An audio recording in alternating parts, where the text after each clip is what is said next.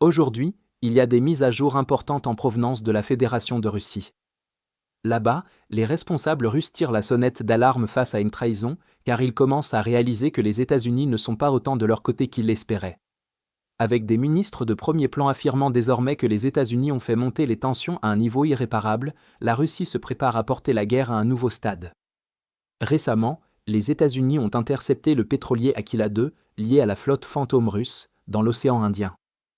Les forces militaires américaines ont suivi le pétrolier depuis les Caraïbes, où il avait tenté d'échapper aux sanctions de Washington et à la quarantaine imposée aux navires sanctionnés.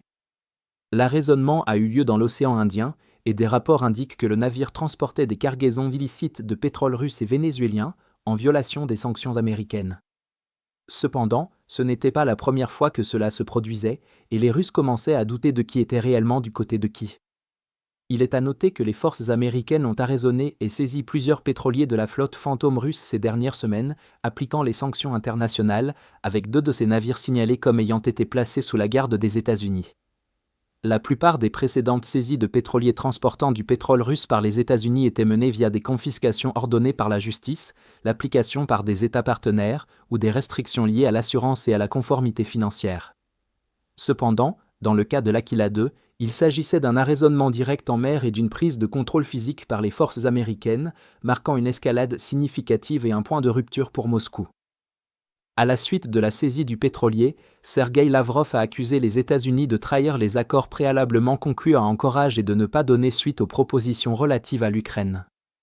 Il a affirmé que les récentes saisies de navires liés à la Russie violaient le droit maritime international, en particulier les dispositions de la Convention des Nations Unies sur le droit de la mer concernant la liberté de navigation et la compétence exclusive de l'État du pavillon. Lavrov a également soutenu que Washington créait des obstacles artificiels au commerce russe, en pointant spécifiquement la pression exercée sur des pays comme l'Inde pour qu'ils réduisent leurs achats d'énergie russe.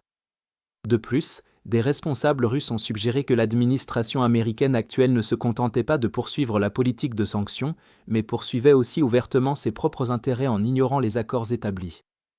Parallèlement, le porte-parole du Kremlin, Dmitri Peskov, a repris ces arguments, déclarant que des avancées significatives dépendraient du respect des accords antérieurs conclus en Alaska. Plus précisément, les plus hauts responsables russes ont conjointement exprimé la conviction qu'ils étaient parvenus à un accord en Alaska, centré sur une levée immédiate des sanctions et la normalisation des relations commerciales avec les États-Unis comme condition préalable à la poursuite de discussions substantielles sur un accord de paix en Ukraine. Moscou a indiqué que les progrès des négociations dépendraient entièrement de concessions économiques immédiates, y compris la suppression des restrictions financières et énergétiques imposées depuis le début de la guerre.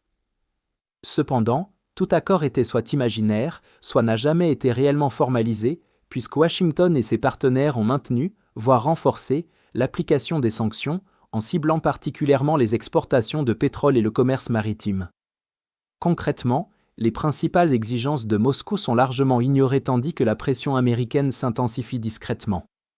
Cela suggère que la stratégie de négociation de la Russie ne produit pas les résultats escomptés. Au lieu d'apaiser les tensions, les États-Unis semblent accentuer la pression sur la Russie en multipliant les actions contre sa flotte fantôme.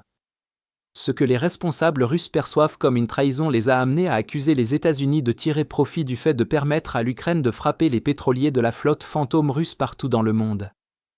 Il est à noter que l'Ukraine a ciblé la flotte fantôme russe et les infrastructures énergétiques associées principalement par des frappes de drones, élargissant ses opérations de la mer Noire à la Méditerranée, voire jusqu'à la lointaine mer Caspienne, les Russes accusant les États-Unis de permettre et même de faciliter ces attaques. En réponse, le Kremlin a lancé des avertissements sans détour. Si la pression occidentale et les sanctions ne sont pas levées, la Russie pourrait étendre la guerre et prendre le contrôle de toute l'Ukraine si elle le souhaitait vraiment. Les dirigeants russes présentent cela comme la preuve qu'ils se sont retenus jusqu'à présent, mais préviennent que la pression persistante pourrait les pousser à cesser de jouer les modérés et à intensifier leur campagne militaire, illustrant à quel point leurs menaces sont déconnectées de la réalité sur le terrain. Globalement, les relations entre la Russie et les États-Unis vont continuer à se détériorer plutôt qu'à se stabiliser. L'application des sanctions va s'intensifier, car il est dans l'intérêt de Washington de continuer à cibler et à arraisonner les navires liés à la flotte fantôme russe pour maintenir la pression. La Russie ne dispose pas de forces navales suffisantes pour riposter, ce qui limite ses contre-mesures à de la rhétorique et à des menaces creuses. À mesure que la pression économique et maritime se poursuit, les chances de discussion ou de compromis significatifs vont diminuer et les relations entre les États-Unis et la Russie vont empirer. Si vous souhaitez découvrir d'autres développements importants d'aujourd'hui que nous n'avons pas pu aborder dans cette vidéo, n'hésitez pas à consulter notre carte interactive de l'actualité. Le lien vers notre carte interactive se trouve dans la description ci-dessous.